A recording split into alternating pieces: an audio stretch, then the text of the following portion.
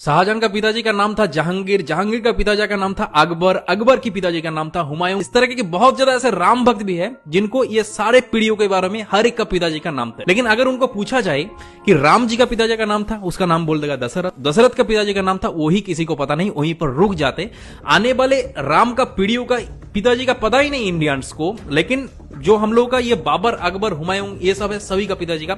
एक के बाद एक पूरा एकदम 7 पीढ़ियों तक नाम एक के बाद एक बोल देगा। तो दरअसल आज की इस वीडियो के अंदर आप लोगों को राम जी का पूरा पीढ़ियों के बारे में कि कहां से राम जी आए थे, वीडियो को इतने ज्यादा लोगों के साथ शेयर करो ताकि हर एक इंडियंस को ये राम जी का पूरा पीढ़ियों के बारे में पूरा पता चले। तो प्रभु श्री राम जी का पिताजी का नाम था दशरथ, दशरथ की पिताजी का नाम था अज, अज के पिता का नाम था नाभाग, नाभाग के पिता का नाम था ययाति, ययाति के पिता का नाम था नहुष, नहुष के पिता का नाम था अम्बरीशी, अम्बरीशी पिता का नाम था प्रशुशु, प्रशुशु के पिता का नाम था मरु, मरु के पिता का नाम था सिग्रग, सिग्रग के पिता का नाम था अग्निवर्ण, अग्निवर्ण के पिता का नाम था सुदर्शन, सुदर्शन के पिता का नाम था संखन, संखन के पिता का नाम था प्रबद, प्रबद के पिता का नाम था अंजुमन, अंजुमन के पिता का नाम था दिलीप, दिलीप के पिता का नाम था भागीरथ। और ये वही भागीरथ है जो गंगा को पृथ्वी पर ले आई, जिसको आप लोग भागीरथ के नाम से भी जाना जाता है। राजा भागीरथ के पिता का नाम था कुकुस्त, कुकुस्त के पिता का नाम था रघु, और ये रघु वही राजा है जिनके नाम पर ये रघुकुल पड़ा है। ये बहुत ही पराक्रमी और तेजस्वी राजा थे। आज भी कहा जाता है कि रघुकुल रीत सदा चली, प्राण जाई पर बचन न जाए। तो राजा रघु के पिता का नाम था राजा असमंज, राजा असमंज के पिता का नाम था राजा सगर, राजा सगर के पिता का नाम था राजा